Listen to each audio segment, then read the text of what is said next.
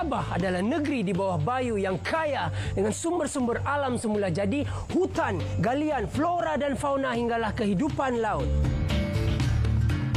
Assalamualaikum dan salam sejahtera. Saya Yuri Mejal akan membawa anda semua mengembara ke negeri kelahiran saya, yaitu Sabah.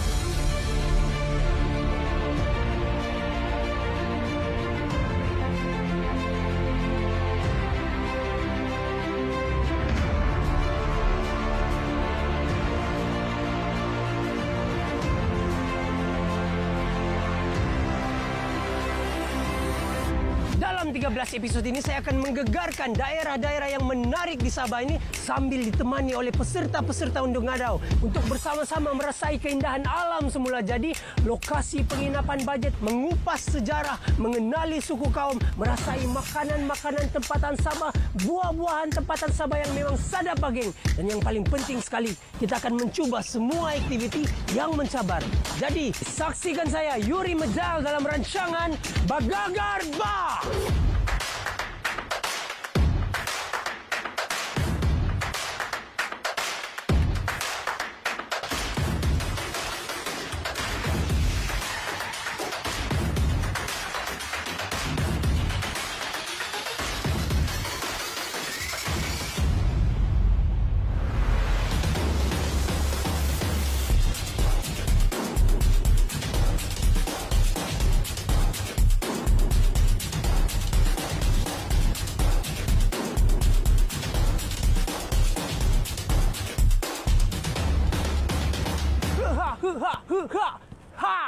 Yuri sekarang berada di Kota Kinabalu. Woo!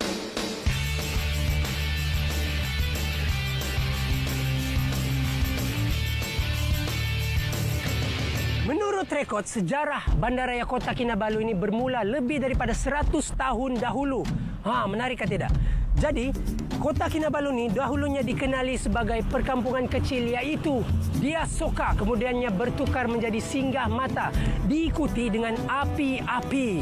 Pada abad ke-19 muncul kerajaan British dan menerusi Syarikat Perdagangan British Borneo Utara ataupun BNBCC telah mewujudkan sebuah pentadbiran baru yang dikenali sebagai Jesselton untuk menggantikan pentadbiran lama di Pulau Gaya. Dalam masa yang singkat saja, Jesselton telah bertukar menjadi sebuah pusat perdagangan terpenting, khususnya dalam perdagangan rotan, getah, madu dan juga lilin.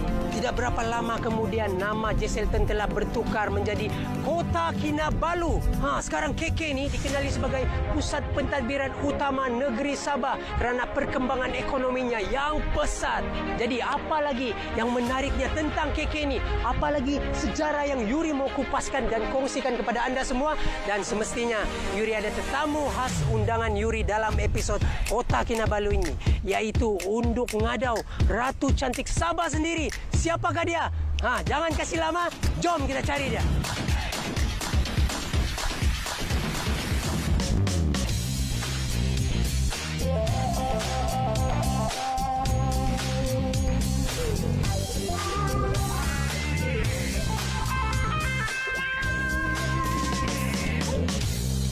Sekarang ni Yuri mau bawa kamu orang tinjau-tinjau di kawasan ini. Ini ialah Pasar Safma yang terletak berhampiran dengan Pasar Filipin Kota Kinabalu.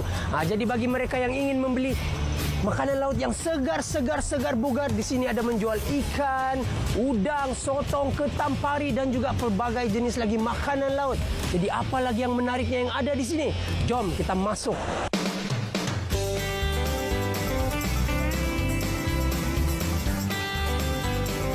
Di sini pelbagai jenis hidupan laut yang dijual dengan harga murah. Hasil tangkapan oleh para nelayan terus dibawa ke sini. Wah, begitu segar sekali ya.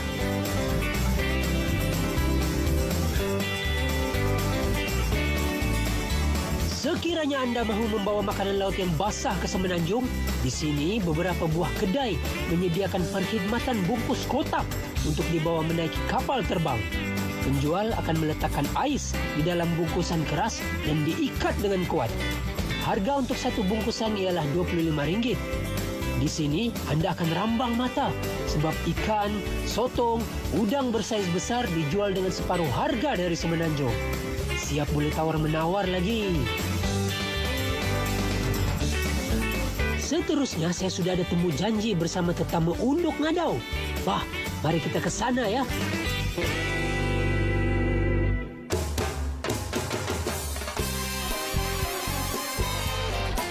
Clay, hai Clay. Hai, wah. Inilah dia ratu cantik yang Yuri cakapkan tadi tu, kan? Ratu cantik Unduk Ngadau Sabah sendiri, yaitu Clay. Tengok, kita berada di mana nih, Clay? Cuba cerita sedikit, Clay. Sekarang kita ada di Pasar Kraftangan, Kota Kinabalu.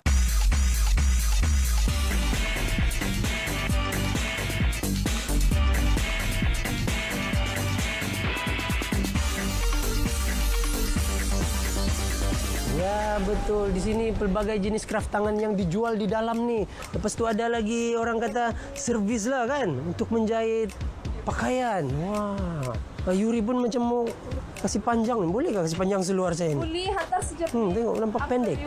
Oh, selalu datang sini. Jahit.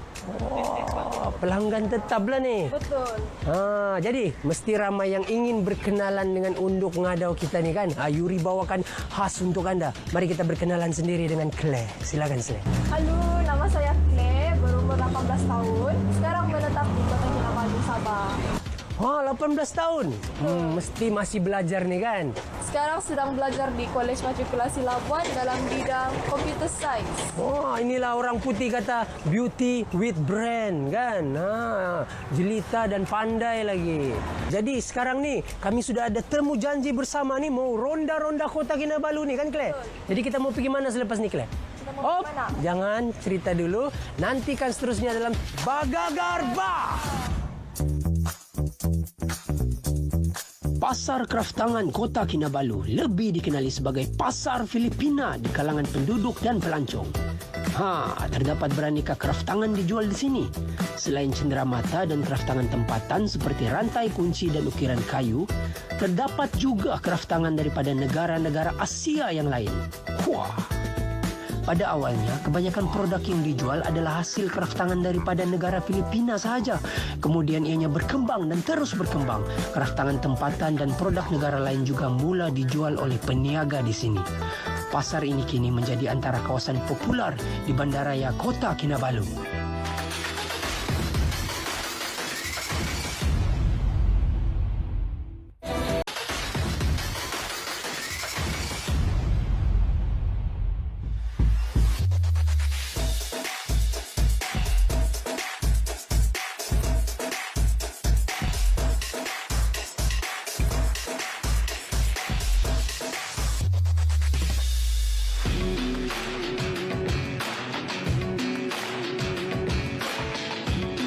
Sekarang ini kami berada di Pasar Gaya, yaitu salah satu tempat yang wajib anda kunjungi bila berada di bandar ini. Pasar Gaya merupakan pasar pagi dan pasar malam bagi masyarakat sekitar Kota Kinabalu. Pasar Gaya ini terletak di tengah bandar Kota Kinabalu, yaitu di Jalan Gaya. Senang saja Benny mau ingat Jalan Gaya, ingat jalan-jalan sambil bergaya-gaya. Anda boleh ke pasar ini untuk memilih pelbagai jenis cenderamata untuk dibawa pulang. Dari makanan tradisional, ukiran tradisional dari pelbagai kaum, rantai kunci, binatang peliharaan, barangan antik, hinggalah kepada barangan berasaskan Laut Sabah.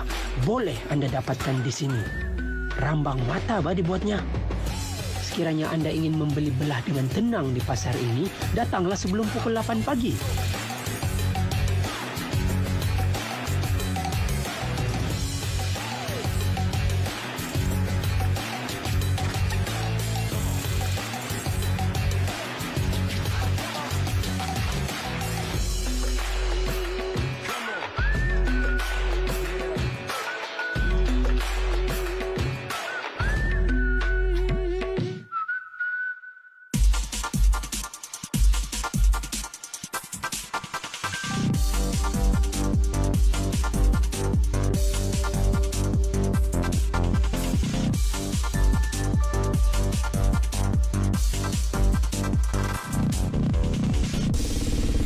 Yuri ini sebenarnya seorang yang romantik. Jadi pertama kali berkenalan dengan Sumandak Unduk Ngadau yang cantik berbangsa Sino Kadazan ni, Yuri bawa dia berjalan-jalan tugu peringatan Double Six. Jadi ada sebuah sejarah hitam lah yang telah berlaku Jadi Yuri rasa lebih baik Claire lah yang ceritakan serba sedikit tentang apa yang berlaku pada ketika itu. Boleh. Pada hari kejadian, Kan Yuri, ada kapal terbang dari Labuan dalam perjalanan untuk pergi ke kota Kinabalu untuk tujuan menandatangani perjanjian 10% hasil minyak kepada negeri Sabah dan Sarawak. Namun Yuri, kapal terbang tersebut telah terhempas di perairan Sembulan. Dan 11 orang telah maut dalam kejadian tragedi nahas kapal terbang itu. 5 orang pula daripadanya adalah kabinet negeri Sabah sendiri. Yang pertama yang paling penting iaitu Ketua Menteri Sabah ketika itu, iaitu Tun Muhammad Fuad Stephens. Yang kedua ialah Menteri Kerajaan Tempatan Negeri, iaitu tidak lain dan tidak bukan Datuk Peter Mojuntin. Dan yang ketiga ialah Menteri Perhubungan dan Kerja Raya ketika itu ialah Datuk Chong Tien Bun. Jadi 1000 kali sayang, kan Claire? Betul. Jadi Tugu ini dibina sempena memperingati jasa mereka yang terkorban ketika itu. Dan juga untuk menyemat rasa, orang kata untuk mengenanglah peristiwa hitam yang telah berlaku, yang sememangnya amat penting buat negara kita.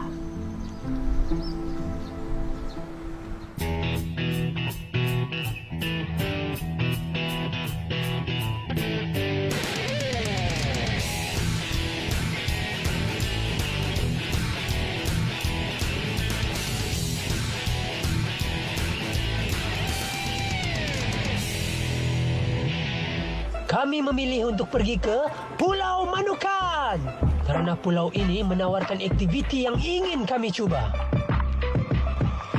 Kamu orang boleh membeli tiket untuk menaiki bot ke Pulau Manukan melalui jeti Jesselton Point dengan harga seorang dewasa RM23, bagi kanak-kanak pula dengan harga RM18 sahaja. Ia mengambil masa dalam 45 minit menaiki bot untuk sampai ke Pulau Manukan. Pulau Manukan adalah salah sebuah pulau terbesar dalam kawasan taman negara ini. Pulau ini telah diiktiraf sebagai Taman Laut Negara dan merupakan kawasan tarikan utama negeri Sabah yang amat terkenal dalam kalangan pelancong tempatan dan luar negara. Di sini anda boleh mandi-manda dan bermain-main dengan pelbagai jenis ikan yang cukup rajin bermain di pesisiran pantai. Kalau kamu orang mau bermalam, kamu orang boleh menginap di Manukan Island Resort. Resort ini lengkap dengan kolam renang, restoran dan juga gelanggang tenis. Package yang ditawarkan oleh pulau ini adalah seperti aktiviti berjalan di dasar laut, berkelah, parasailing dan juga snorkeling.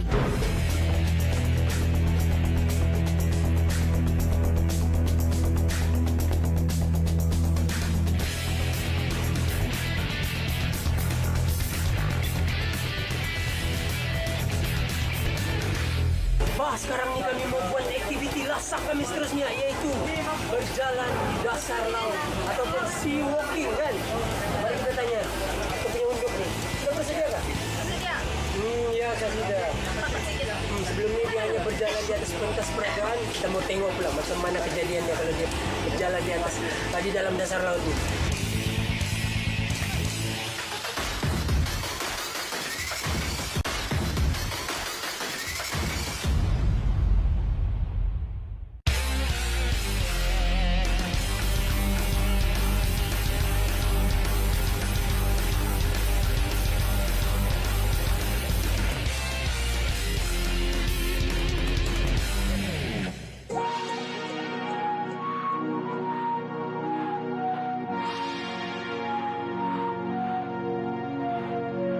Untuk aktiviti sea walking yang merupakan acara berjalan-jalan di bawah laut adalah sedalam 3 hingga 5 meter. Kita seperti berjalan di dalam akuarium yang penuh dengan ikan-ikan yang sedang berenang.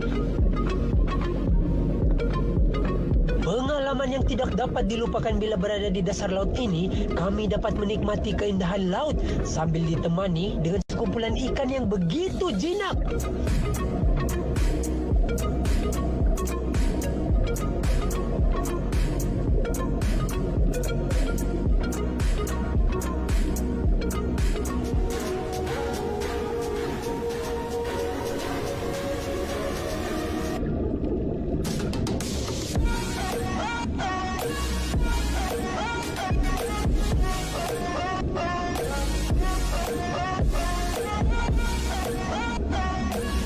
bikin teruja sekali lah, iaitu ikan badut yang lebih dikenali sebagai Nemo fish.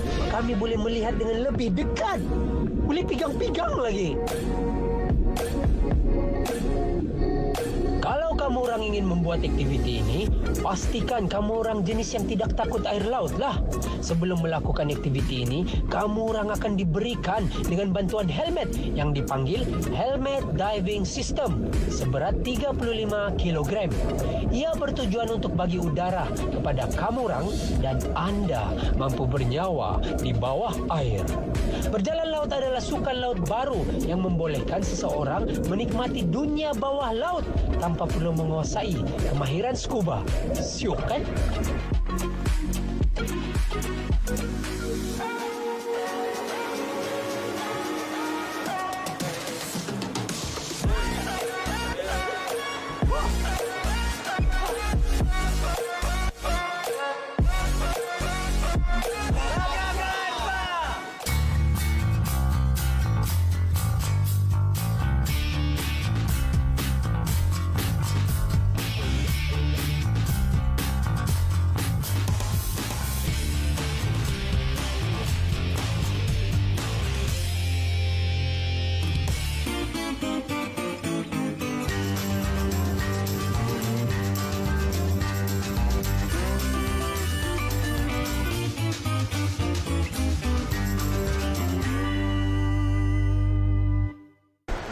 Kalian dah lapar kan? Lapar. Yuri pun lapar juga nih, bergagar sudah nih tangan nih, Clay. Lapar nih. Yuri masih lagi bersama dengan Ratu cantik unduk ngadau kita, Clay. Jadi kalau tadi kamu sudah lihat kami membuat aktiviti yang mendebarkan, yang betul-betul mencabar kewibawaan kami. Tapi akhirnya kita berjaya juga kan, Clay? Betul. Sekarang ini kami mau makan pula.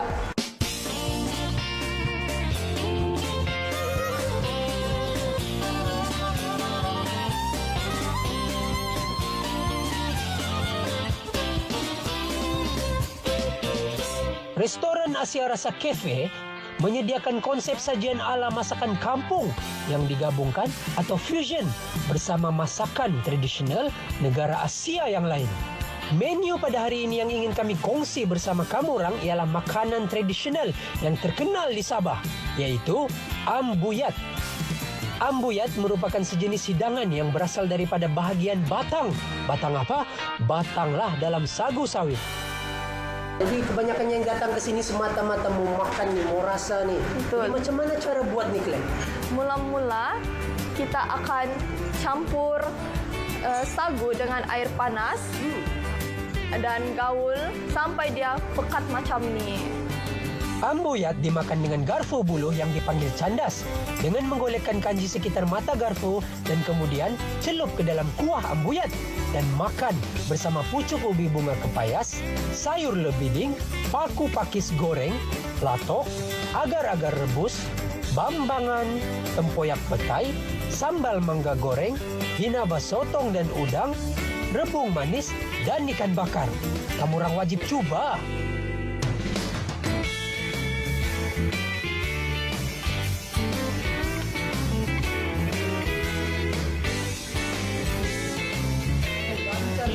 Cara memakan dia ni, Terus turun ke dalam tekak tau. Tidak perlu kunyah-kunyah, tidak perlu gigit, tidak perlu kerja keras lah.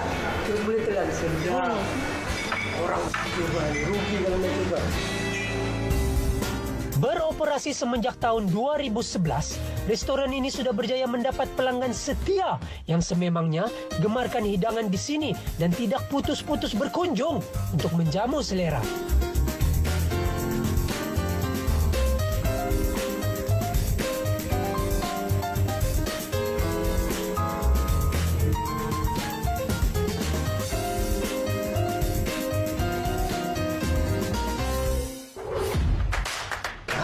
Kami mau sambung makan. Tapi sebelum tu, Yuri mau mengucapkan terima kasih kepada anda semua kerana terus setia menonton rancangan Bergagar sehingga penghujungnya ni.